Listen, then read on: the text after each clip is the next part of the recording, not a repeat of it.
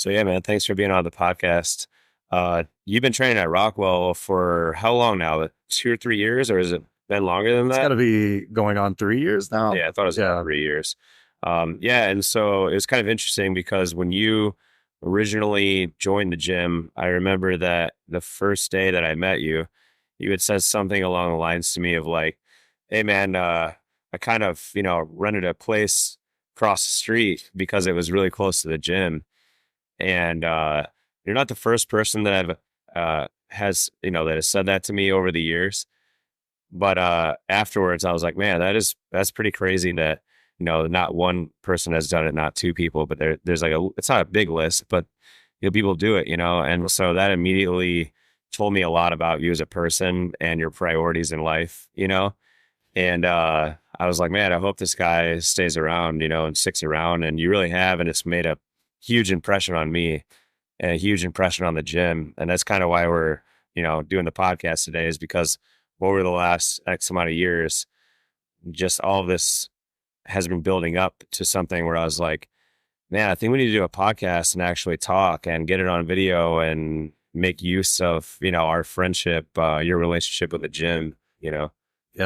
Yeah. No, I really appreciate you finally having me on because this has been like a second home to me. And in fact, it's been more of a home to me than my own homes. And because I've moved, this is my third time moving since I've moved to Chicago. Yeah. And my whole life I've moved so much that I've never really kind of rooted myself long enough to feel significance in a home, even with my own family. Yeah. So I know it sounds cliche, but this has been honestly like a family here. Even though I don't talk to everyone at the gym, it feels very comfortable here, and it's just been really a good experience overall. Just being able to come here, just chill and work out, train, and commune and everything. So Yeah, and it's definitely felt like it.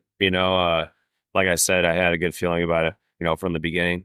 And then, I think it's safe to say that you and I are the kind of people that will stay pretty far away from people for an extended period of time until we even read on them, until you know what's going on, and whatever. But it's been kind of funny that it's over time. It's been a couple more hellos more often, kind of shooting the shit more often, and then after a number of years pass by, you kind of get through those like thicker layers, and it's like now, like shit. I mean, I feel like I could hit you up anytime, day and night, about anything and know that you're gonna pull through, for me. And so I was like, well, man, if I'm talking to this guy about all this cool shit, then we should actually just do a podcast, 100%. Let's stop skirting around. Yeah, and you mentioned that you moved around a lot, kind of growing up or throughout your life. I mean, were you like an army kid, or like what like what caused like moving around? If you don't mind me asking, Yeah. I'm just kind of curious about like where and when and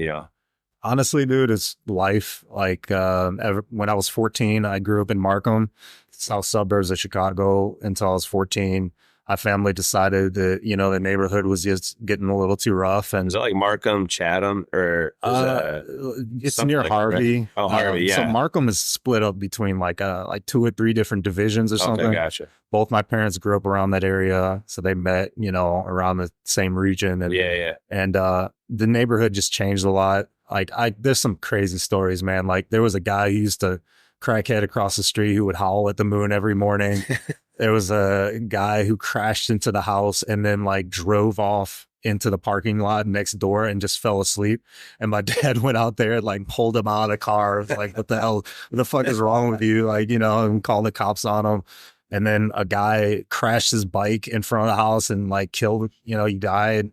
Mr. Doer down the street shot himself with a shotgun, and just like this is just the stories that I just got acclimated to growing up in that area. And my parents were just like, you know what, fuck this. Yeah. So for some reason, ever since that point, like I was just moving every few years. When I went off to college, we went off and moved to this neighborhood called Watsika, which is south of Kankakee. Gotcha. And it flooded there several times to the point where we had to be rescued in the boat. Damn. We had to be taken out in like a bulldozer shovel at one point, and I Yeah. remember just sitting in that bulldozer with my mom, and she's like, "Fuck this, we're done, we're moving." It's funny because there's, any like real ass people out there, there's going to be some similarities in background and stories and people you're surrounded by. And so like when you're talking about your dad went out there and like pulled that guy out of his car, it hit me and I was like, man, I guess there are a fair amount of people out there that have like a story of their dad running outside in his underwear, like, almost assaulting someone or assaulting someone. Like my dad's thing was that if he was a fire chief, his thing was that he was really strict about the speeding limit. Really? And so the speed limit was like 30. And I think he would give people to like 35 or whatever. That was his grace period. And we live on a dead end street, or that's where I grew up, on a dead end street. So if Like you a went, cul-de-sac? yeah. Okay. So if you went down, you're not going through the swamp to get out. Yeah. So you have to come back. And I would hear him just get out of the recliner so fast that it sounded like the wood in the recliner was breaking. Because, the bottom piece would slam back in there, and you hear the springs going. And he wouldn't even bother to put on shorts or anything. So he'd have like a t-shirt on and underwear or whatever most of the time. And he'd go out there and he would literally stand in the middle of the road facing the car, essentially playing chicken with them. That's wild. And then, they're going to stop. Yeah. Because they don't want to get in trouble. Yeah. And then he would have his hand in the cab. You know what I mean? I don't know what kind of shit was going on. I was usually watching from the window as like a little kid, but it rung a bell when you said that. And I was like, damn, Charles's dad was on the same shit. Yeah. And then ironically enough, like I said, we kind of grew up in like a swampy area. And one part of it was surrounded by the Mississippi River, and another part of it is surrounded by the Rock River. Okay. So it's not in a great area when it floods. Interesting. So we got flooded all the time, especially in the 90s. And so you're used to that. You're familiar for sure. A lot of sandbagging. We had FEMA, all that. And sometimes my dad would be up, 2-3 days straight because he'd be watching like the levees they built, or whatever. It just brought back a lot of memories. But yeah, and so you eventually after college, or you went to college down south? Or, I know you moved back up to here from down south somewhere, didn't you? Yeah. So I went to junior college in Kankakee for a couple years. And then I transferred over to Charleston, Illinois at Eastern Illinois University for a few years. Got my psych degree, walked the stage, realized I didn't want to do that shit, and then went right back in. Like a psychology degree? Yeah. Right. So I went through the whole thing. That explains a lot about you now that I know that. I've always been fascinated by people and their stories and behavior and everything. So, and then I went back, got my physics and electrical engineering degree. Eastern Illinois didn't have a full engineering program, so I transferred to Champaign-Urbana to finish that out for my electrical engineering. Oh, gotcha. degree. So that's where I was when I finished my education. Oh, so you're in Southern Illinois. Yeah, I got Southern Illinois. Okay, cool. Yeah, so you're a nuclear procurement engineer, right? Is that the title? For the next couple months. And I know that you're basically going to get into a new job title. What's the new job? Or so it's going to be operational analysis department. Okay. So, what does that entail? What's a nuclear procurement? Or, you're moving into an analyst position. Yeah. What does that involve for, in the layman's terms? So, and I didn't know, they actually asked me this when they were interviewing me. They were like, do you know what a procurement engineer is? I'm like, fuck, I'm not going to get this job because I don't even know what I'm signing So in your interview, they asked you if you knew what it was? Yeah, I was like, God. But that's what you are now. Yeah, that's why I'm now. They're like, oh, it doesn't matter. I mean, most people don't know. It's kind of a niche career. And I'm like, oh, thank God. So, because I was sick of my job at the time, and I was doing shift work and it was killing me. But basically, procurement engineer for nuclear power plants specifically is we make a agreement with the NRC when they build a nuclear power plant, and they say, this is the design. It can't change from this point unless we tell you. And then you have to agree that design change can be done. So anything that comes into the plant that is new equipment has to be proven to be technically the same. And if it isn't the same, then we have to send it through paperwork for it to go through what's called a mod or modification, which belongs to design engineering for the plant. And then they have to, implement it and then archive it So what procurement engineering does is they go through the analysis screening process for all the equipment that comes into the plant to designate whether or not it's technically the same or if it needs to undergo those changes.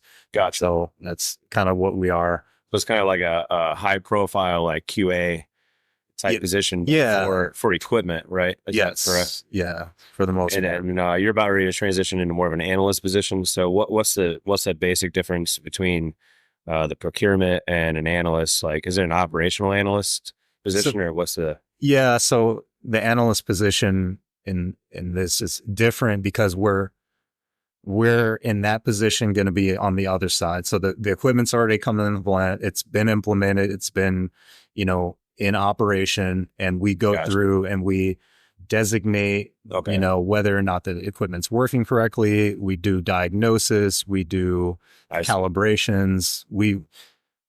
Parts of the plant belong to us. Okay, gotcha. And then we ensure that it's doing what it needs to do. So it's usually relays, breakers, and transformers. Oh, gotcha. So you're largely on like the electrical side of things. Yep. And then the switch yard before the power goes out to, to the rest of the region. Gotcha. Now, let's say that people like you or that do your job don't exist. What would happen if, the QA side of the equipment's not being done, or the equipment that's being brought in, or the equipment that's already currently in use isn't being checked in the way it is? I mean, are you looking at like people in the plant could be injured, or people around the plant, or sort of a safety scenario where they could be in danger, like community? Like, I'm trying to figure out, like, how does that affect people outside of the plant or inside of the plant that work? Like, is that what the bigger picture is, or is it for the analysis department? Or procurement, or the analysis, either or? Like, is that done for safety reasons for the plant, or for people that live around the plant, or like, what's the bigger picture for like, if I live down the street from the plant, does that affect me at all, your job? Or? Yeah, so there's actually an umbrella term that's safety regulated equipment. So we have different categorizations of equipment. We have like augmented quality, which usually has to do with fire protection. We have non-safety, which has to do with the money-making side equipment, which if it goes out, you're not in danger as a citizen. It's just that the business is fucked up, which is also a problem. Which is a problem. Yeah, and there's responsibility too. Right. And then there's safety-related equipment, which goes back to the NRC designation for different types of equipment. That one. What's NRC stand for? The National Regulatory Commission. Okay, gotcha. Yeah, so that's the international regulatory body for nuclear energy. Gotcha. And they're the ones who have encompassed all the stories, all the horrible stories about nuclear fallout and explosion. That was the first thing that was brought to mind when you started explaining all of this. Was and like I said, my dad being a fire chief, one of the neighboring towns from us, Cordova, has a nuclear power plant in it. So they were always sort of servicing, Cordova and obviously their neighboring departments around them. But I heard a lot from my father growing up about, nuclear plants, safety, and the fire side of that is related. Yes. Fire regulation is a big deal in nuclear. So but yeah, safety regulation is a skill that's taught in nuclear now. Yeah. So quick question. So how did you end up getting into what you're doing now on a daily basis from, like, say, your situation growing up? Like Charles is a little kid and that kind of crazy environment, that kind of crazy neighborhood, like, obviously you could probably talk about it for hours. It's probably a whole book, but like, in your mind, like, how do you see, like, you being that kid in that place, and then, fast forwarding to now, and now that's your job and your life. Yeah. Because it's a pretty crazy difference. I feel like that's not the average person growing up in that environment, Well, if I could wrap it up in a few different bullet points, and I could talk about this for hours, because it was kind of crazy looking over my life and just seeing how much it's changed. One, I used to suck at math. I used to hate math. And I used to be a chubby kid. So literally, like, those main defining factors for me have changed and done an about face. And like I was a really sensitive kid growing up. So like, you know, my parents protected me from the environment. I didn't have to, you know, like there's a few crazy stories and like run-ins with people that I've come in contact with, but you can't avoid that. Yeah. But at the end of the day, like my mom used to tell me, you're going to be an engineer one day. And I was She used like, to tell you as a little kid? yeah, she's like, you're going to be an engineer one day. I'm like, I wonder why she said that. She's just trying to like. She just felt it, I guess, really? you know, and like I used to like building stuff with Legos or whatever. And like, I think she just kind of picked up on it.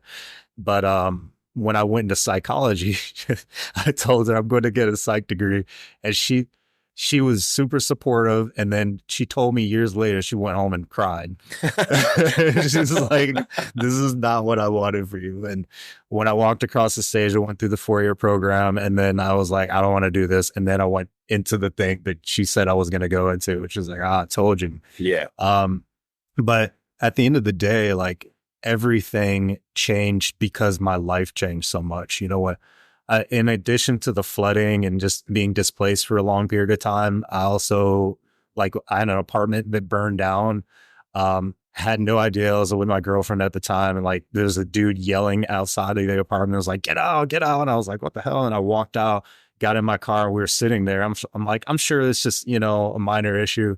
And I just remember seeing these firefighters like breaking down the door and then rushing in with fire hoses and just completely fucking up my apartment and just ruining everything. And why do they want you out? it was on fire. Like the neighbors, but you didn't know. Was on fire. I didn't know it was that bad. Yeah, I didn't smell any smoke. They caught that stuff before I did, and so I lost everything. And I just stayed with my girlfriend at the time, and so your shit necessarily wasn't on fire, but it got sprayed to death. Yeah, it was the water. So that, like, foreshadowing, it was the water that fucked everything. So you're dealing with multiple types of flood. Yeah, it's always been water. Like, it's always been water. So I know that you're like a big guy, you know, from just you and I being friends. You know what I mean? That you're a big, like, mental, physical fortitude kind of guy, you know. And I'm sure a lot of that started from childhood. You know, obviously you're not going to school for a psych degree and then, you know, getting into engineering and what you do. You know, you're not accomplishing any of that without fortitude. It's just impossible. Oh yeah. But you know, one of the big things that I've seen in you from the gym is your lifting over the last, or your training, I should say, in the last couple of years, progressing from what I saw it was when you initially were here to now is vastly different, and it's geared in the direction of mental fortitude. Yeah. Right. Yeah. And, you know, I'm a huge proponent of powerlifting and bodybuilding. You know, that's like my entire life, you know, of course. And you still have elements of that in your training for sure. And I know that that's kind of like, from what I know about you, that you started a lot of that stuff too. Mm-hmm. When I first started seeing you train here, it was a lot of barbell work, you know, but there's always elements of conditioning. Mm-hmm. And I think there was always a mace from day one. I don't think I ever saw you without that. But over the years, I noticed that it's progressed largely to you kind of going out in the back of the gym, right? Generally not wearing shoes for the most part. Yeah. Generally being out there in the heat, the rain, the cold. You know, you may not be out there in like January when it's 5 degrees, but if you have the option of being out there, it's not going to kill you or send you to the hospital. You'll be out there. And the ongoing joke, it's not a joke like towards you. It's just a joke because you're just that awesome and crazy, is that Charles has a membership to Rockwell. In the large majority of the time, he is not in Rockwell. He's out in the back by the shed with whatever bullshit we have out there, you know, like all the construction, you know, we had boards, woods, screws, nails, you know, platforms that someone broke by throwing a deadlift down on the ground, you know, whatever shit's out there, you know, and it's not a nice environment, you know, it's definitely not appeasing to most people. And that's where you're at. And it's gotten a lot of people talking over the years, you know, including myself. And even today, I went out there just to, you know, wrap up a couple loose ends before we sat down to this podcast. And a guy came up to me and he said, "Hey, you know that guy that's always wearing the kilt outside?" And I was like, "Yeah, I know that guy." He goes, "That guy's fucking awesome." And I said, "Yeah, he is fucking awesome. I'm about ready to do a podcast with him right now." And the reason we're about ready to do that podcast is because of that kind of shit, you know? And so Obviously, I'm sure some of it is not necessarily on purpose because, like, I don't know how you are, but the way I am is that my brain and my body sort of works on autopilot. I have a certain direction I want to go and a goal that I have in mind, but I sort of just let my body take me there, my mind take me there. So I'm sure some of it was just you just listening to yourself, Yeah. what your body or mind want to do. But what's really driven you to like get outside with mostly kettlebells, mostly body weight exercises, the maces, uh, just that kind of brutal conditioning in the environment. What has geared you towards that, over the years? Because it's been a massive change. And I've also seen a massive change in you physically too, not just like, oh, he's out there beating the shit out of himself every day. That's cool. But like, I'll literally see you on a weekly basis and I'm like, holy shit, Yeah. So like, yeah. There's a couple components to it. One, I hate attention. It's really hard for me to take compliments, because like part of the reason I go out by myself is because there's nobody out there. Like I'm able to, I don't know if you're familiar with the story of Musashi Miyamoto. He Vaguely just from, jujitsu. Yeah. A little bit, but go on because a refresher would be nice. And I'm sure a lot of people listening don't know. Yeah. So during feudal Japan, he was known as one of the greatest swordsmen that ever lived. He was the one, he coined the whole dual swordsmanship style of his time. So he would use the wakizashi sidearm with his main, which is a katana. And the way he trained himself beyond his initial years, because initially he was just a proficient swordsman because of his natural predisposition towards swordsmanship and athleticism. And so he trained normally all throughout his childhood and his young adult life. And then he got to a point where he realized that he couldn't progress any further going that direction, the typical orthodox route of training. Gotcha. So what he did is the motherfucker went out into a forest and just trained by himself for years with no one else around. And then he came back and he just won duel after duel after duel. It was to the point where he just retired himself.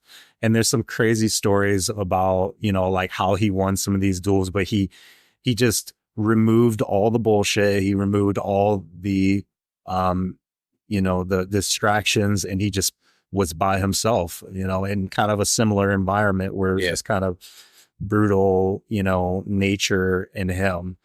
And so that was his training regime, and it did him very well. And so like, I didn't take this upon myself for that reason, but it was just like, as I decided to transition into this style of training, those stories became more prominent to me. See, that's what I was talking about earlier when I was talking about some of it is your decision. Obviously, you're the one telling yourself like, oh, I'm going to go open the back door and go out there, Yeah. You nailed it.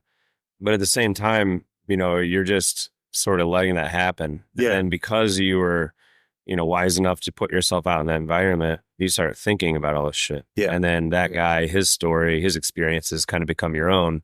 And that's like the autopilot stuff that I was talking about, Yeah, it keeps me going. And I feel like that's like a lot of times what we should let guide us. Yeah. As long as it's a positive thing. Obviously, there's a lot of like influences that could be bad that you don't want to go on autopilot with. But something like this, it's like, you got to kind of let it just get out of control a little bit, one of the things that really attracted me here was the fact that you don't really have machines here. You got one treadmill, you've got a couple pulley type machines, but for the most part, it's just free weights everywhere. And that's really meaningful to me because my philosophy is the more you baby your body, the less it has to do for itself. So the more, restrictions you put on yourself, the fewer handicaps you have, the more your body has to adapt. And that's just biologically a true philosophy, no matter where you look. If you notice, like I'm wearing shoes that have like no sole to them. And the only reason I'm wearing these is because I can't walk around barefooted everywhere I go. I'll get kicked out. So especially in Chicago. Yeah. You don't know what's on the street. Yeah. So, but no, it's funny you say that because just like we were talking about the autopilot thing, in the very beginning when the gym first started, there was no option for machines for two reasons. One, there was no space. You know, the first Rockwell was 500 square feet, Right. which is like It was almost this this fucking half, right? room that we're, Yeah. yeah, you know, no, not in this location, different place, Oh, okay. but it was on Rockwell and Belmont. That's how we Oh, got the right name. on. But it Okay. was 500 square feet, which is probably half this office if it was double, you know. But so the machines was not an option because of space, Mm-hmm. but it also wasn't an option because there was no finances for it. You Yeah. know, like in the very beginning, I was like, all right, we have the bare essentials. And, you know, we have a squat rack and a dead platform and a bench and dumbbells. And then I think the next couple things was a lat pull down and a GHR. That was it, you know. And I think Yeah. we got a battle rope eventually. That was like our sixth thing or whatever, you know. So was it the one that's in there now? I think that's our third one. Is it? Okay. Just because it just, you know, turned into dust after Yeah. a while. But, you know, so that's kind of really why it started the way it did. But over the years, even as the gym started growing and, you know, I grew, you know, as a professional and, you know, I try to be responsible with money, you know. Mm-hmm. The options for buying things has become more available over time, you know. But I've been very careful about what I allow in the gym, even if we had the money to get it because of those reasons. Sure. Absolutely. It would be really cool to have 5 hammer strength machines in here, and we could probably afford it, honestly, between you and I and whoever's fucking listening to this, you know. But at the same time, I've had my own clients and my own friends when I brought that idea up to them say, and they're not joking around, but they're like, be careful with that. Yeah. And it's funny because I kind of started switching over and I was like, yeah, I think we need to get that. Like, that'd be sick, you know, and it'd probably bring in more members, which is true. But my own friends and clients are like, be careful. And they're warning me against it for the exact reasons that you're mentioning right now. Yeah. Which doesn't mean you can't get some new shit once in a while. But at the same time, like you have half your gym full of that shit.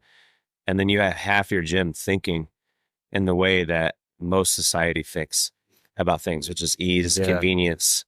You know what I mean? Yeah. Like, making things nice all the time. And that's not the gym, you know? So, but yeah, I'm glad to hear that you, you know, appreciate that. And, you know, and I think that, you were mentioning earlier, like kind of a maturity and fitness aspect to your training, right? Mm-hmm. So how does that mindset kind of tie in to what you do for your training now?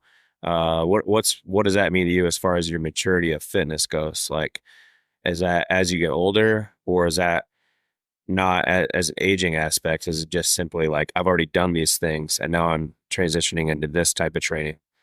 So there's multiple perspectives to it, but the most significant one for me is this idea that my body is going to receive certain stimuli better than others. And one of the things that I realized when I was powerlifting is that after a while, like I would naturally start chasing numbers, you know, and I'm like, well, I can do this week, but you know, if I work hard enough, I can do, you know, this amount next week or next month or whatever. And, you know, at a certain point, like I was just getting fried. Like I'd deadlift one day and I was like, my fucking lower back, like I'm fried right now. And, you know, that a part of it could have been, you know, like my body composition, my diet, my sleep, you know, but there was just so many aspects that I had to get right in order for me to accomplish this type of training that I wanted. And one of the things that I realized when I first started training, I did this unorthodox training because I started in MMA. That was like my first real introduction to, you know, like organized training regimes. And so like and I could do that all day, you know, like battle ropes, burpees, jail style workouts, you know, no matter how hard I push my body, I could always go a little further. And that was the cool thing about kettlebells is that it's like running. You can always do more, no matter how shitty you feel, you can always do more. And that's what makes it terrible, but also extremely effective. And another reason why you're able to do it so much is because it stimulates your body in a different way. You're not confining yourself to getting in a very, very particular stance just to get this immense amount of weight up and off the ground or off of you. And so it just trained my body to move in ways that made me more effective at life as opposed to at a particular lift or a particular thing that I was trying to get towards, maybe just a number, you know? Yeah, absolutely. And so maturity and training in my mind meant as I get older, I can do this no matter what is happening in my life. Yeah. And I got an injury. Yeah.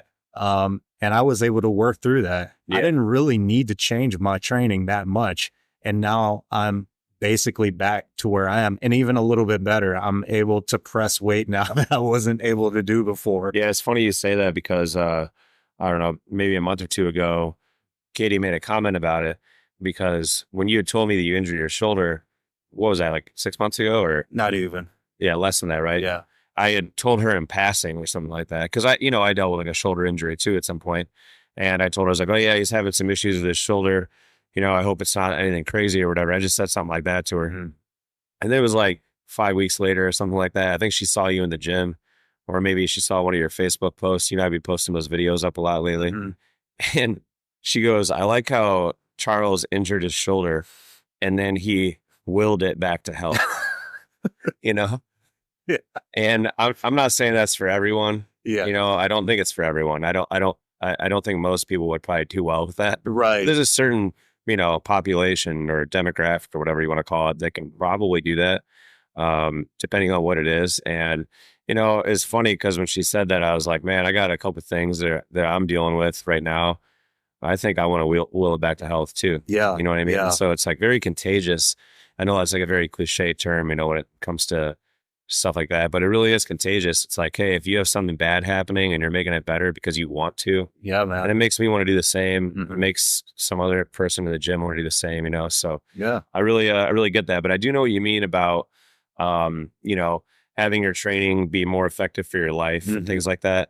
And like I said earlier, I mean, I still very much am a power lifter. I will compete another handful of times in my life. But because of that, I know about the limitations that you're talking about, right? And even as someone, I'm 40 years old now, so I've had to change the way that I power lift, and I will continue to have to change it, or else, you know what I mean? right. But there's even been some things where I've tried to become a little bit more open-minded to it over the years about what I'm doing in the gym. It doesn't have to be only powerlifting and powerlifting accessories. I can do cardio.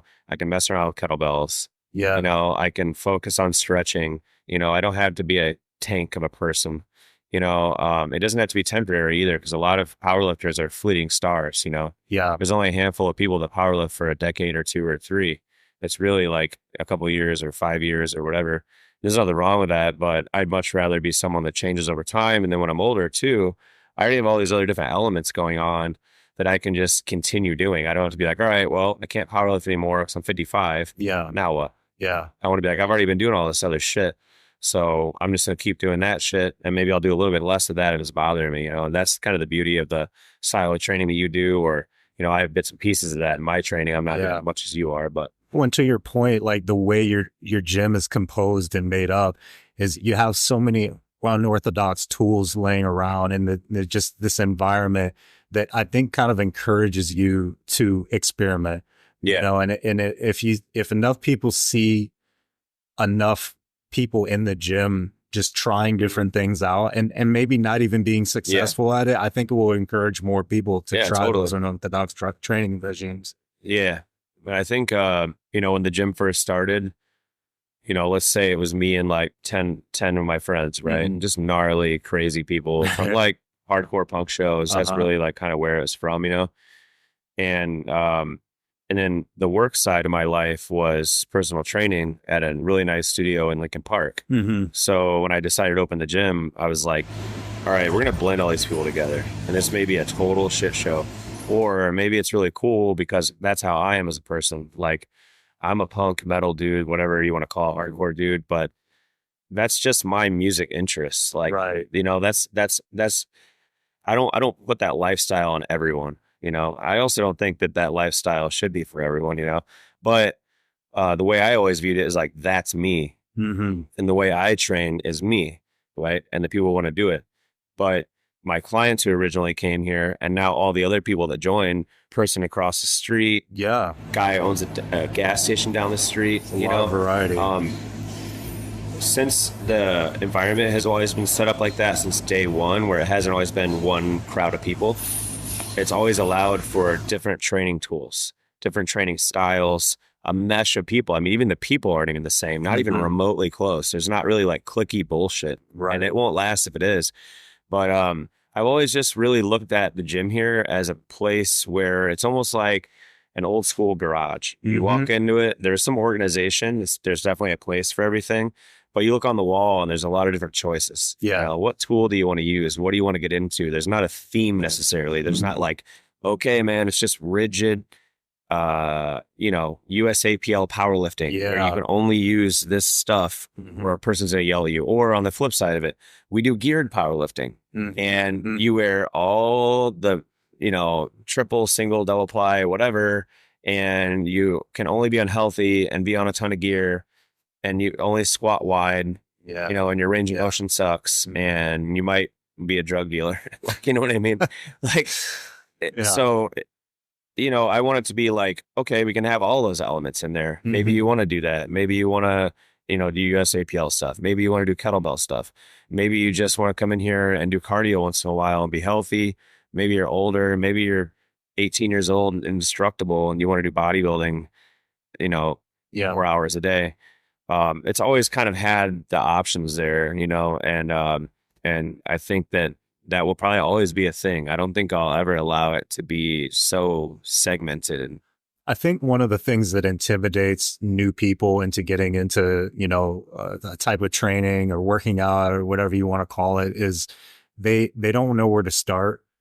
And I think one of the things, you put someone in a buffet and a lot of times people might get overwhelmed. A lot of people don't like buffets. I've met a lot of people that don't like them because they feel like there's too many options. Yeah. So like when you put someone in a space and there's not a lot of options, but there's this sense of freedom, they won't see it.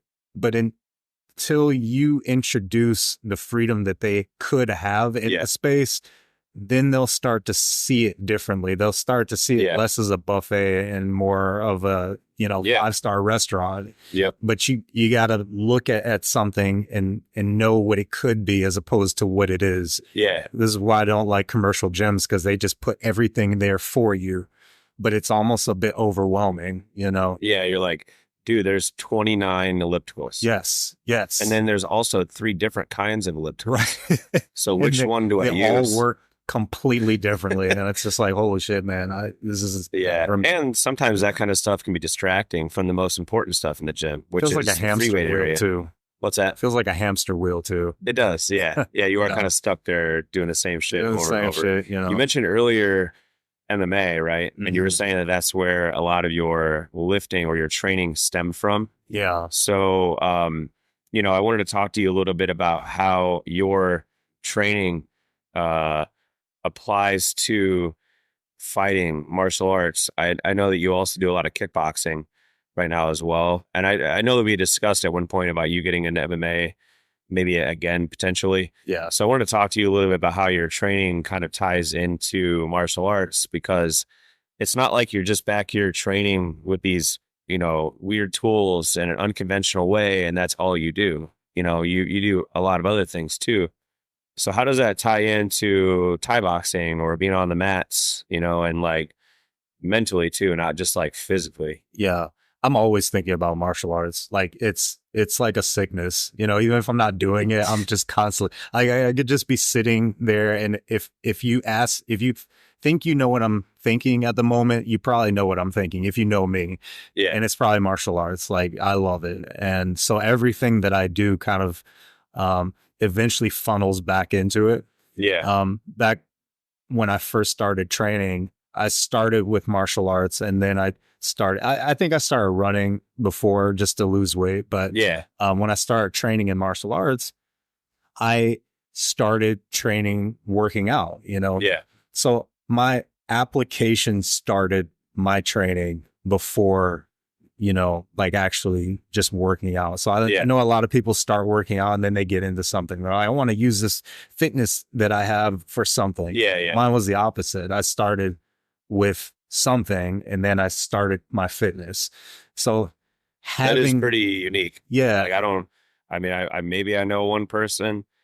Actually, yeah, probably Ed, you know, from Balance Point. I would say he is probably a person that, you know, his training, the way he works out is probably stemmed from martial arts. yeah. But I highly doubt, I mean, I had to ask him, but I highly doubt Ed was just like at home one day and he's like, yeah, I'm gonna go to the gym and start working out now. And then later he got into jujitsu. So, but I understand where you're coming from with that. Yeah, it's always been an applicability first sort of thing. So whenever I'm doing something, how does this apply to life? So when I got into powerlifting for a while, it was like I did it and then I got back into martial arts and I started to get my ass kicked.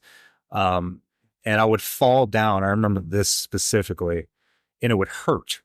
I'd fall down. I felt brittle. I was like, "Oh shit! Like this is not good. Like, I feel like I'm gonna shatter if I fall down." Yeah. Now, like I can fall down a flight of steps like a toddler and just like get up and shake it off, you know.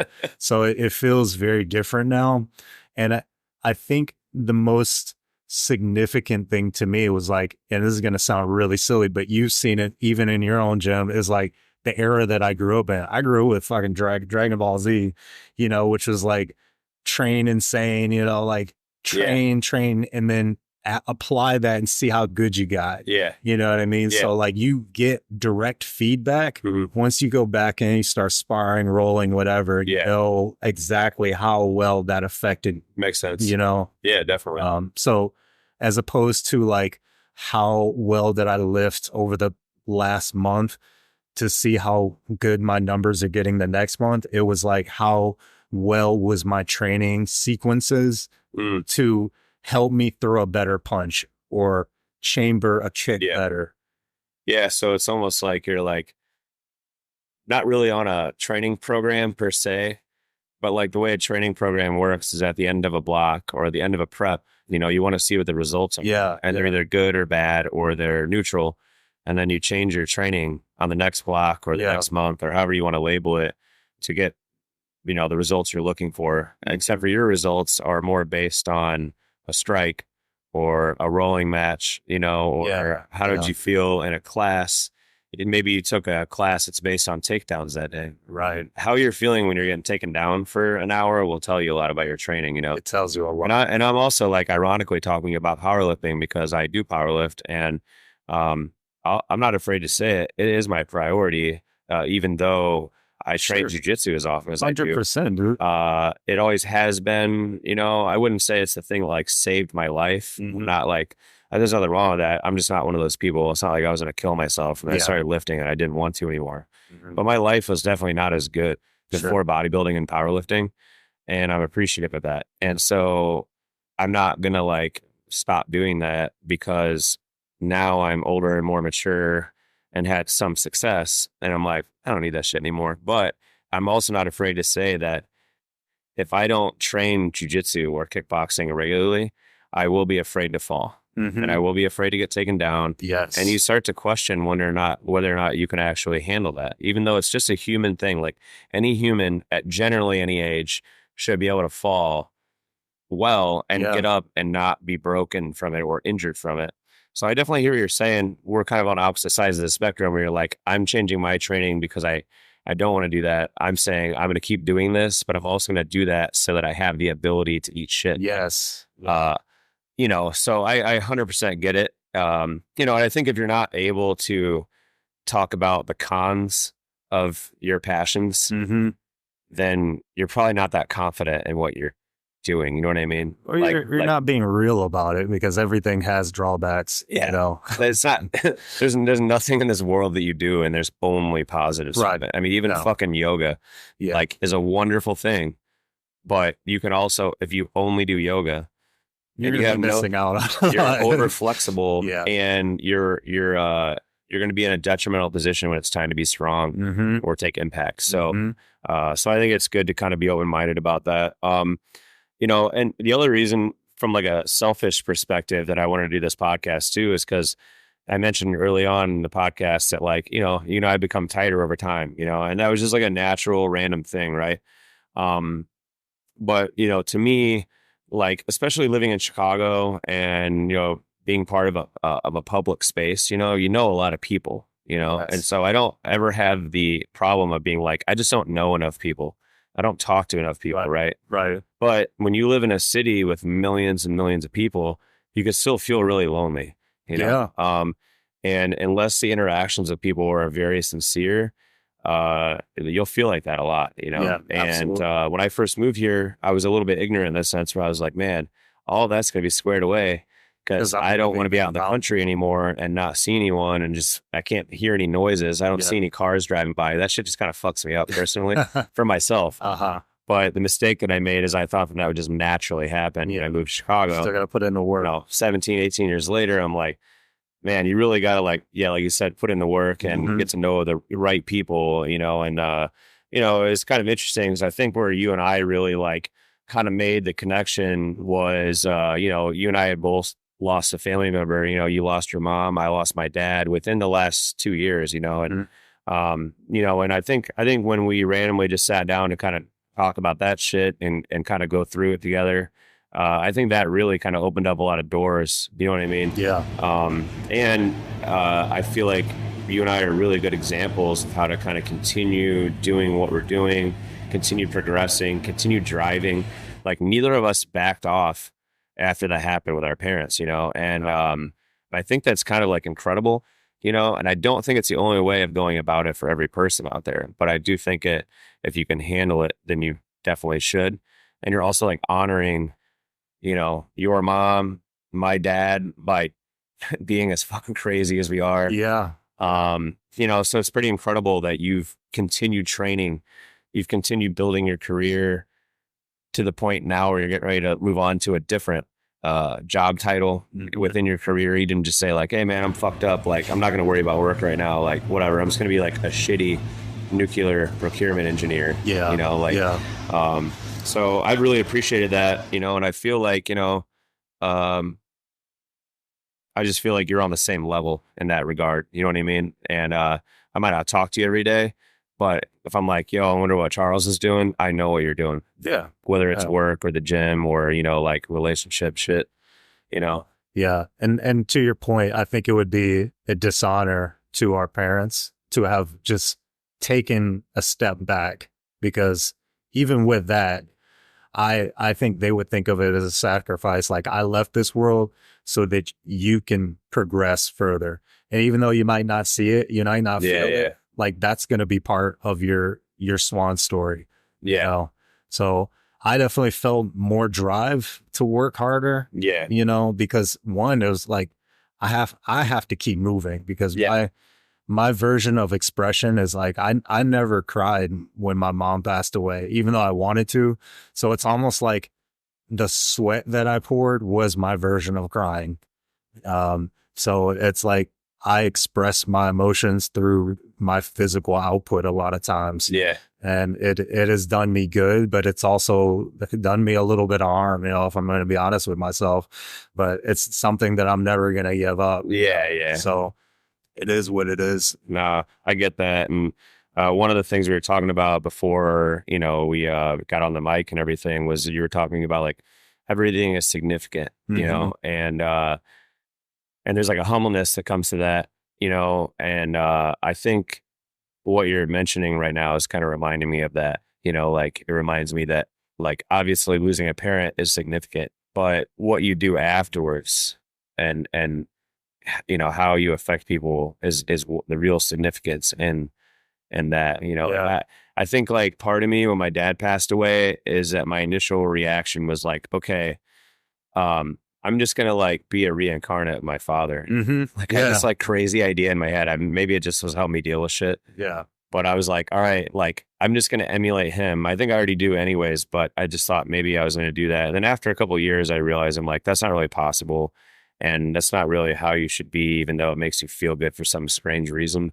But I've just allowed myself to try to like kind of be like him and how I talk to people, treat people, Hmm. interact with people on a daily basis, You know, like my dad used to talk to people randomly all the time for no reason, even strangers. Say what about And I, yeah.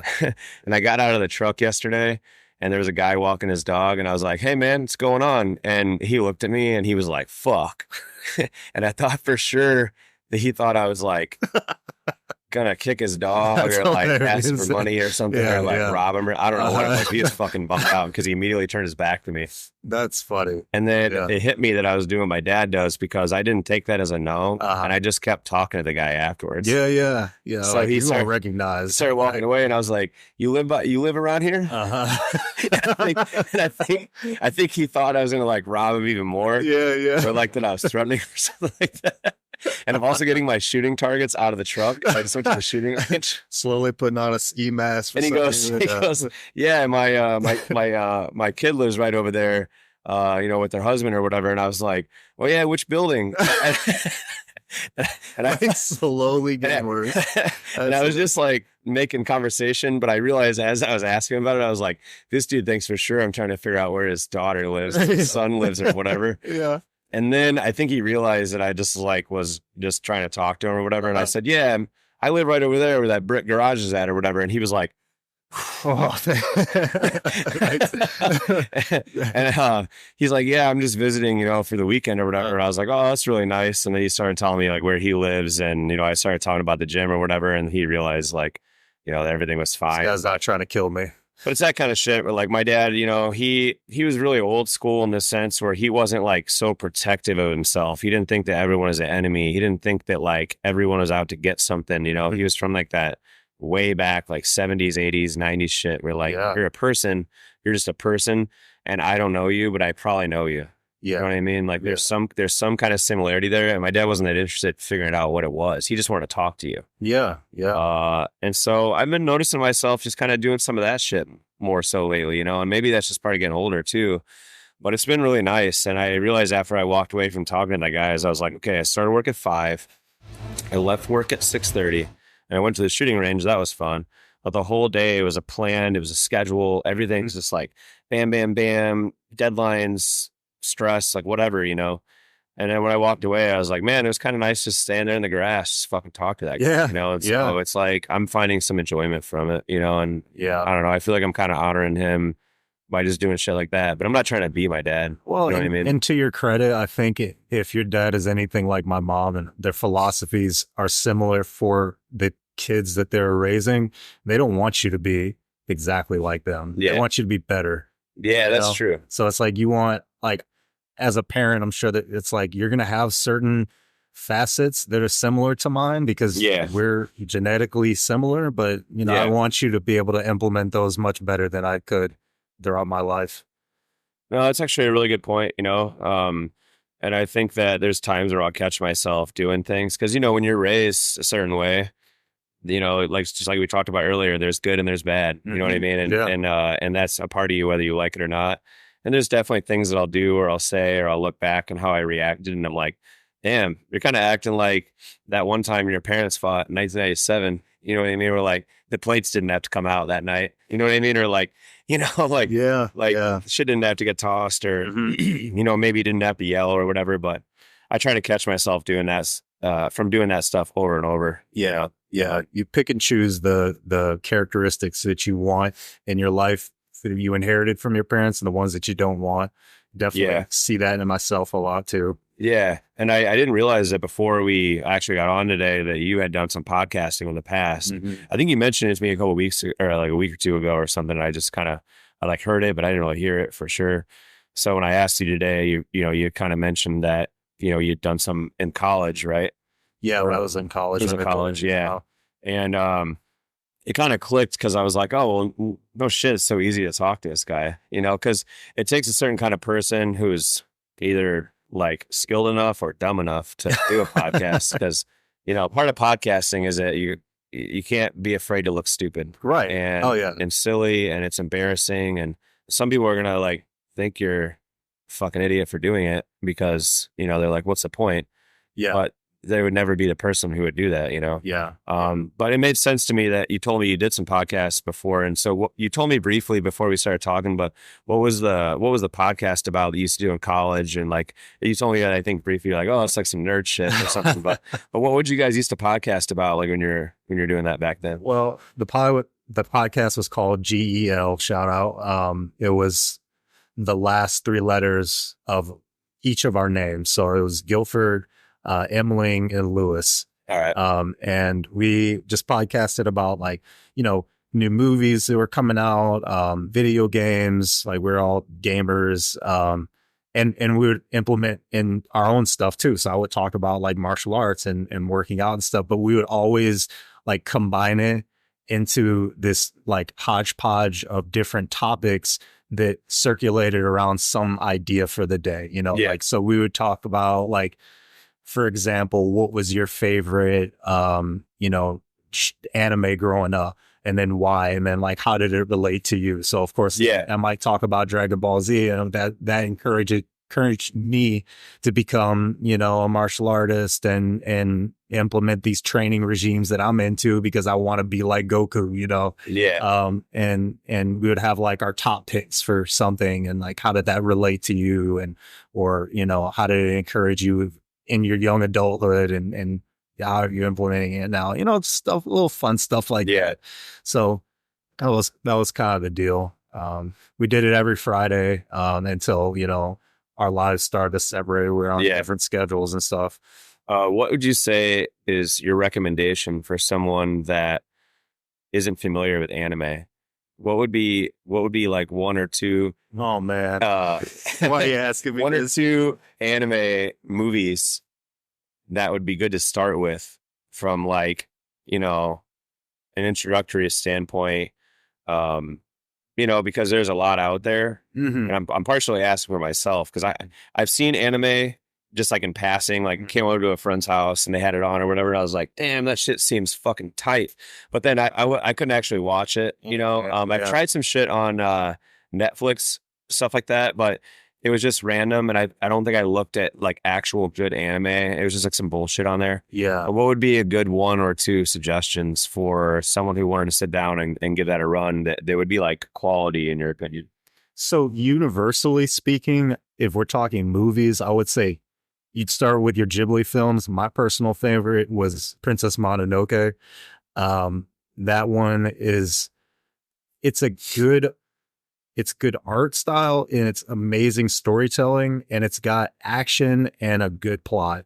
So it's got like, I always like a moral to the story. I like to turn off something, sit there and be like, you know, and really think like, how does that apply to my life? You know? And I think that's a great one for literally anybody who likes a good story. And then it's got awesome action too. But if we're talking like martial arts, it is super tongue in cheek, ridiculous, but Baki the Grappler is probably one of my favorites. Is that Baki? I'm gonna write this down. And it's been going on since the early 90s, but they just released new versions of it, and they've continued the series, and eventually finished it off, but they're going to continue going on with it. There's oh god, something of Ragnarok. It's literally about gods who decided that they wanted to destroy the earth, and it's all the gods from all different religions. So you have like the Orthodox, like Protestant God, you know, God, Zeus from Greek mythology, and you've got all the Hindu gods, and they're all getting to a meeting, and they're like, we're going to destroy planet Earth. And the only way Earthlings can stop their planet from being destroyed is that we're going to have a fight against several champions that Earthlings choose against several gods that we choose. That's sick. And the Valkyries from Norse mythology help the humans by giving them like a certain weapon. And then that kind of levels the playing field. So you've got these ridiculous matchups like Hercules versus who was the serial killer back in England? Jack the Ripper. Yeah, yeah. You've got like Damn. Zeus versus Adam from Adam and Eve. It's what I'm saying, yeah, Adam and Eve. Like it's these crazy matchups. So it's a newer one, but it's a lot of fun and it's ridiculous. That's pretty awesome. Well, I'm glad I asked about that. Yeah, yeah. Record of Ragnarok. Ragnarok. All right, cool. I wrote that down, so I'm gonna give him a run, and I'll give you some reviews. Yeah, absolutely. Maybe that'll be our second podcast. I'll be an anime noob, and you can school me on the facts. All about it. I love it. Yeah, I mentioned earlier when I was joking around about that guy that I was like harassing, down the street from my house. That I came back from the shooting range. Mm-hmm. Shout out to Shore Galleries, by the way, because that's the shooting range that I go to that's up on the north side. And it's kind of funny because like there's no shooting ranges allowed in the city of Chicago. Mm-hmm. But they put one. I know that. Yeah, at least, as far as I know, I don't think it's allowed. I think it's something to do with the gun laws, which I don't know, probably for good reason, or maybe not. I don't know. But you're giving people the ability to carry guns, but you don't give them a place to practice. Like, doesn't sound like a good idea to me. I don't know. I didn't really think about it that way. I was just thinking about like the sensitivity of Chicago with the gun, blah blah blah. Yeah. But it is kind of ironic if you think about it. Where you're like, okay, if you take the class and you put in the hours and you buy the gun legally, and you're not, you're concealing it, you can have it on you. Yeah. But you can't practice here. Just don't ever forget your training that you took one time in your life. Yeah. And what it is for conceal and carry is I think you have to shoot 10 rounds on the target. And don't quote me on, but I think the target is like 10 yards away. And then if you hit the target, I think it has to be on the paper. It's not even on the person, on the target. Then you get your conceal and carry, but you can't practice here. Maybe that's why gun violence is so bad in Chicago, because motherfuckers just can't aim straight. Yeah, they're like the target is right in front of them, but they're shooting 20 feet off to the left or whatever. Exactly. But no, so but the reason I went is because one of the guys from there and invited me over, and I'd been there a bunch in the past, but I kind of just made buddies with one of the guys from there, and he let me come in and kind of get into the range, and do my thing, even though they were kind of getting ready to close. But I almost didn't go because the day was running so long and the traffic wasn't great getting up there or whatever, and then I was like, you know what, dude, fuck it, just like go get your shit, go up there, even if you get like 15 minutes on the range or 25 minutes, it's better than nothing. And then I realized, I was like, yeah, you really should go, because you haven't been able to do a lot of jiu-jitsu and kickboxing lately, and lifting also, because I told you I had my appendix out like 3 weeks ago in a day on today. And it got me thinking, and this has always been my mindset. Like, you're not surprised to hear this. You already know about, you know that about me, but if no matter what happens to me, I'm always going to find a way to do something training wise, this, that, or the other. Yeah. So once I got my appendix out, it was about a week or so before I was actually able to come back to work legitimately. I tried several times. Yeah. One time I lasted 45 minutes. I told myself, like, oh yeah, I got surgery like 4 days ago. I could probably train clients at least like standing there. I mean, how hard is it to stand? Yeah, right. You really, dude, 45 minutes, my ass has been right back on the couch. And then I think 2 days later, I did an office work day where I didn't train anyone, but I was in the office just doing admin stuff. Okay. That was actually not bad. Then the next 3 work days, I did a combination of standing and sitting. So I just had that little portable desk out on the floor, and I would sometimes stand and sometimes sit, but I, wasn't really like, on my feet. But, 4 or 5 days later, I was able to stand and kind of start training clients again. I'm not really loading plates again, unless it's lightweights, but, and as soon as I was able to start training with bands or light cables, or just have a 15-pound sled wrapped around my waist, just doing walks, I started doing it, and then that's kind of what led videos. Oh yeah. And so that's kind of what led me to go to the shooting range the other day, where I was like, all right, well, if you can't do martial arts, and you want to work on self-defense, then go to the shooting range, and work on that. Even if it's just for mental purposes, at least you're keeping this whole like ship going in the right direction. You're not like, oh, I can't do shit. I'm just not going to do shit for like 6 weeks because the doctor said I can't. Right. So I went to the shooting range, got that out of the way. I went to jiu-jitsu class today. I didn't really do much, because I don't think you're cleared to do anything like real lifting wise or martial arts wise. They say for like 4 weeks, but surgeons suggest 6. Yes. That's like the real deal time. Right. But I told myself, I was like, all right, man, you can get your rash guard on, you can get your shorts, you can go out on the mat, be out on the mat with your friends. And at the very least, you're another body that's on the floor that makes the room seem a little bit less empty, which when I'm healthy and training, when someone's out because they're injured or sick, you feel it. You know what I mean? You know that there's one less person there. There's one less person for accountability, commitment, and just to like make you feel cohesive. So I wanted to be out there with them for that reason. And there was a couple of things I was able to do. I was able to do a little bit of hand fighting. I was able to like work on some tie-ups a little bit. We worked on some arm drags. Like that was okay. And then there was stuff that the rest of the class did that I couldn't do that like I really shouldn't have done. It was like takedown and wrestling based. Yeah. But me and another guy and Ed just sat off in the corner and worked on leg locks on the floor for like a half hour. Some of it was uncomfortable, but like I was able to practice those leg locks. And then I walked out of there and I was like, dude, that was awesome. I got on the floor. I was with my friends. I kept my schedule going to a degree, and I just think that like, no matter what happens to you, there's still a way for you to figure out a way to train or to be active and not just be like, well, that's it. I guess I'm just going to hang out for a while and maybe never start again. Yeah. I was talking to Ed today and he brought his like clubs and maces and stuff. He used the word proprioception, which is like kinesic intelligence.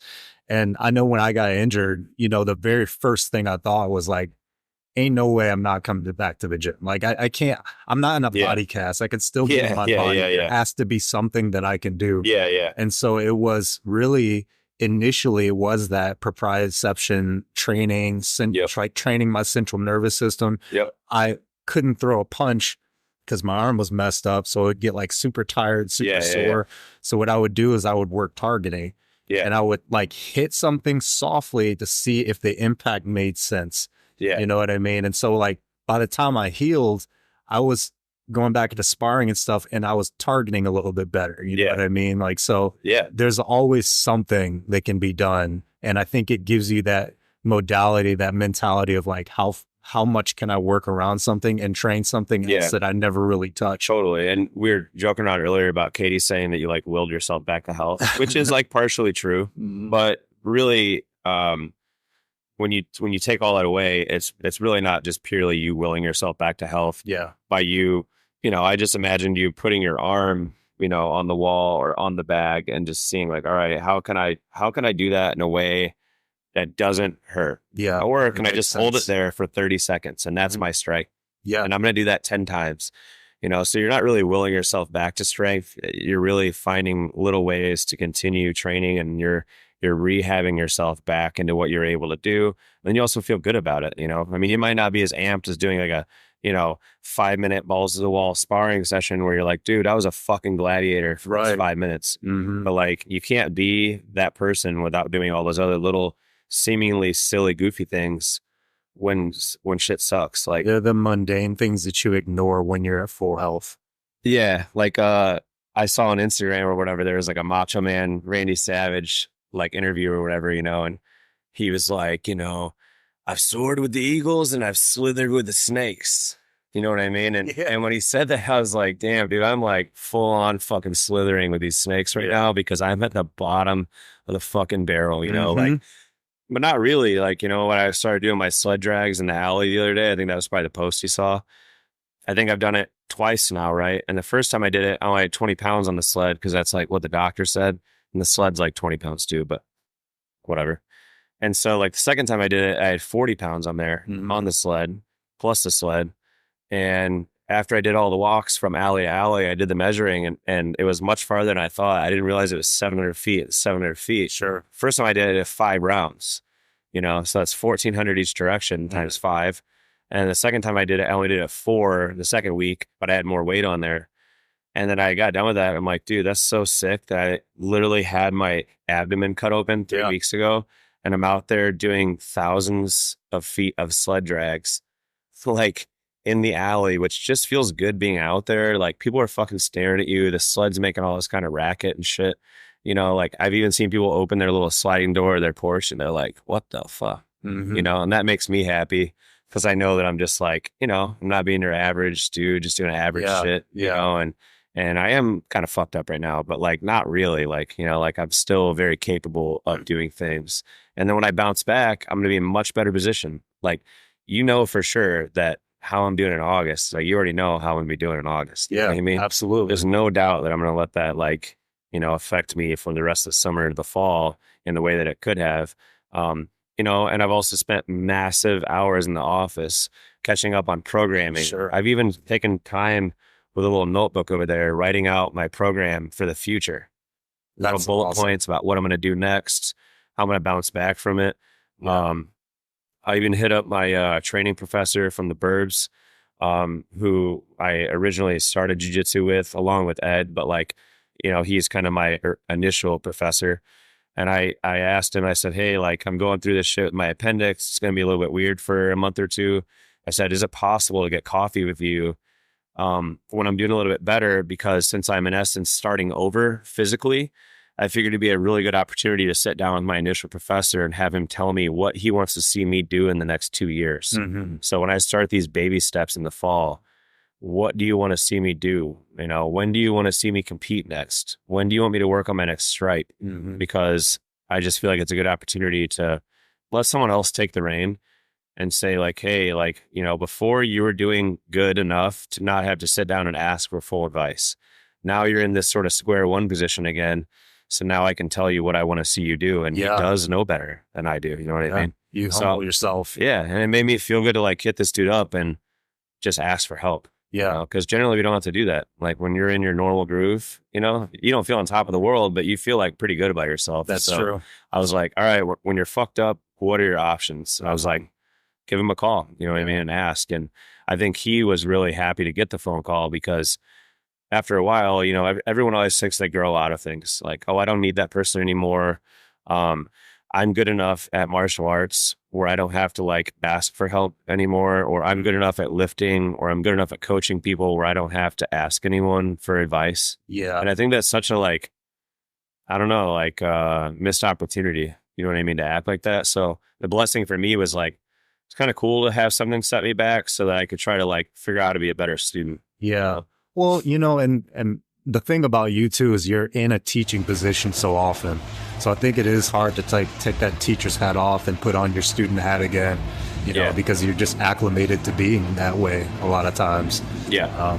I feel like I've been humbled so many times in my life. Like I've called myself a lifetime learner in so many aspects of my life. And no matter what success story I find myself in, I always feel very, very humbled to have gotten there in the first place. Yeah. I love learning about people's stories, and I love taking advice because I always feel like there's always something out there that I can learn that I don't know, or that I can tweak and make it better, you know? Yeah, definitely. So I've been swinging maces and kettlebells and stuff around for years, but there's always something that I see someone doing that I'm like, wow, I never thought about doing it that way, you know? Yeah.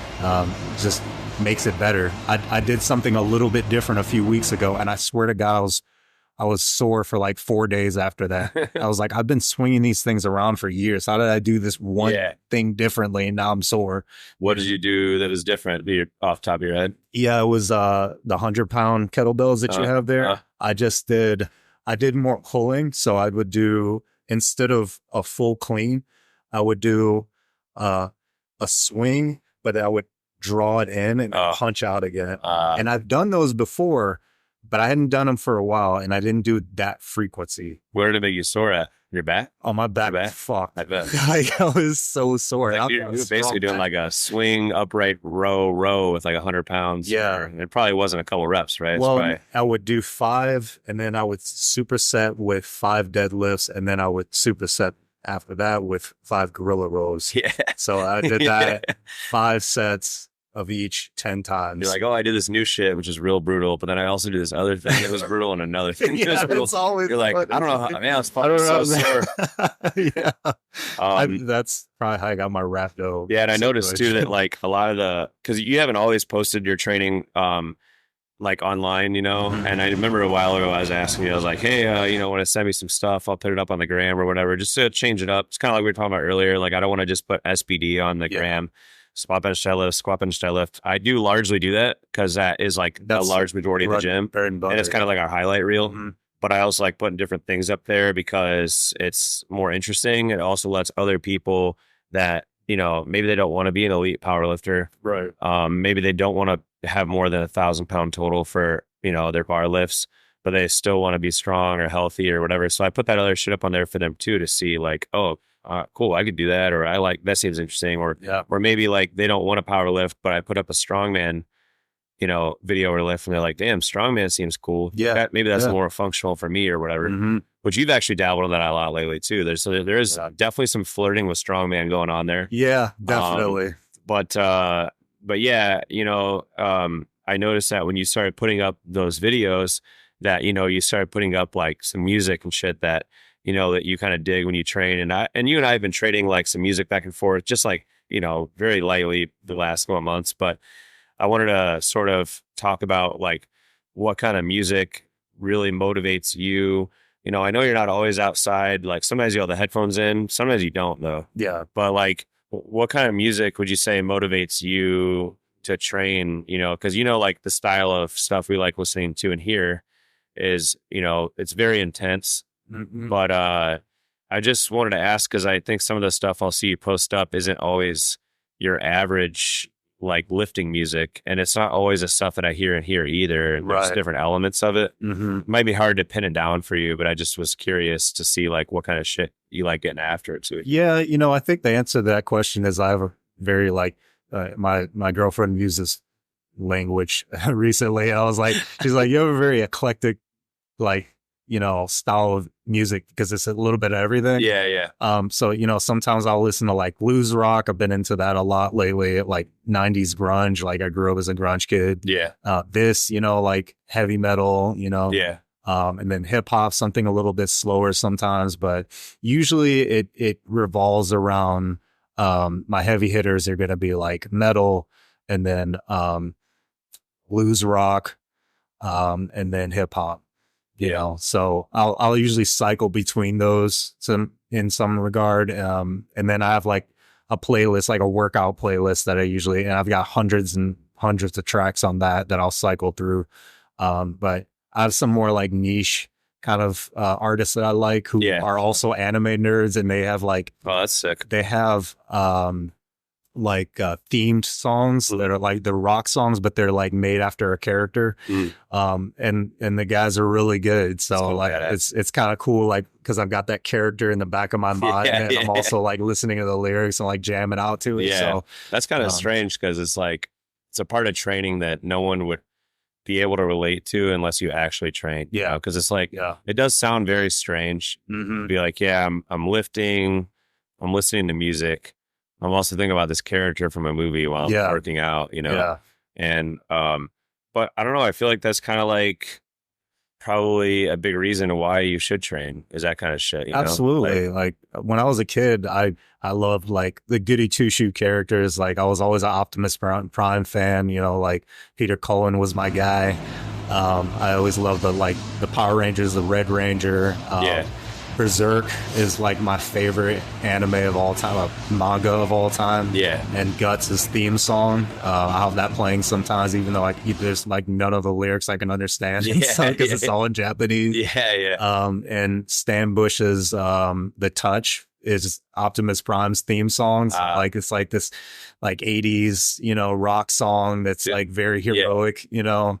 I'm listening to that and I'm like thinking of these characters in the back of my mind, you know. Like I can get through this, you know. Dude, anytime I watch one of those movies and I just hear Optimus Prime talking, just that voice, just like I'm like, do you know the guy who does the voice too? Have you seen what he looks like? I can't tell you off the top of my head, but I feel like I seen the guy's voice or his face on some like social media post or something like that at one point, because they were showing him when he was doing the voice, but I can't remember what he looks like off the top of my head. You would never guess that voice would come from nothing him. like that persona that comes out of his mouth. You would never guess it. His story is really interesting too. You should listen to it. But his brother was a Marine, and he was going in to voice the. Wait, his brother said something like super inspirational to Yeah. him. Yeah. Sorry, go ahead. I don't want to guess wrong, Yeah, but I know what you're talking about now. That must be yeah. what I saw. Yeah, his But yeah, brother was what like, did he say to him roughly? he was gonna go in and voice Optimus Prime for the first time, and he was like, you know, I'm not really sure what I'm gonna do. And his brother was like, well, what's the character? And he explained it to him, and he got very serious, and he was like, when you go in and you think about how you want to vocalize this character, he's a leader. He's like, oh, think about being strong enough to be soft. Essentially, it wasn't the exact quote. He's like, I want you to be strong enough to be soft, but soft enough to be strong. You know what I mean? Like, so you need to, and you can hear it in Optimus Prime's voice. Yeah. He's very calm, but he's strong and it energetic. definitely has like a warming element to it. Yeah. Which very I don't even know kind of, you know, why that is the word that gets brought to mind, but it's definitely like a calming sound, but it also makes you feel hyper aggressive. Yeah, yeah. Like if you listen to the story, you listen to how his brother defined it, like you'll always hear that. Yeah. No, that shit always gets me fired up whenever I hear it. Yeah, and like earlier when I was talking about all the options you have and, you know, shit's not going right. You know, like for example, I'm actually gonna get some stuff done today, but later tonight I'm gonna go to the ice bath and the sauna combo. So that's another thing. That's two things in one day. Like I went out there, just kind of fucked around on the mat and did whatever I could. And then I'm going to go later and go to the sauna and the ice bath, try to help myself bounce back. But also just feels good that I'm doing something healthy for myself. Yeah. You know, and I know that there's a lot of like, you know, different opinions about like, oh, the ice bath doesn't do shit and it doesn't, whatever. But to me, even if it doesn't do anything, let's say like the critics are right, you know, I really like the meditative side of it. And I've brought friends there with me, like that I've invited, you know, and they're like, I don't want to do anything in the ice. Like, I don't know, like, how cold is it, you know? And I'm like, that's pretty fucking terrible, you know? And the one I like going to, they have steps that go down and it goes to your chin. And you can actually get your head under it. But I do it in sections. So like, I'll do the sauna for like 10 or 15 minutes, which is kind of a long time. It's not long, but it's, you know, it's most people do it for like 5 minutes and they're out of that bitch, you know? But I'll do it for like 15 minutes and then I go out to the ice bath and I'll go to my like knees, which is super easy. It's really easy to go to the knees. And then I'll go back to the sauna and the sauna time starts going down. So maybe like 12 minutes or 10 minutes. And then I'll go back to the ice bath and I'll go to like, you know, top of my thigh.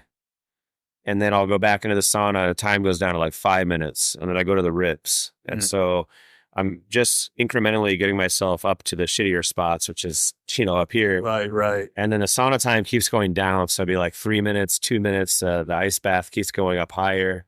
And then once I actually get to my chin, I try to do like 3 of those. And I'll do like 1:30. The second time, 2:30. I think recently I got up to like 3 minutes or whatever. And then I'll, once I get to like the chin and it really starts to suck, then I'll go into the sauna and spend even more time there. So I'll go back to like 10 minutes and then I'll try to see if I can talk myself into doing one more to the chin for another like 2 or 3. But I just try to add up how much time I'm in the ice bath. But like for all the physical stuff that it does, it's really meditative because you can't have your phone in there because like, you know, it'll get ruined in the sauna and you can't have it in the ice bath and there's really no place to put it.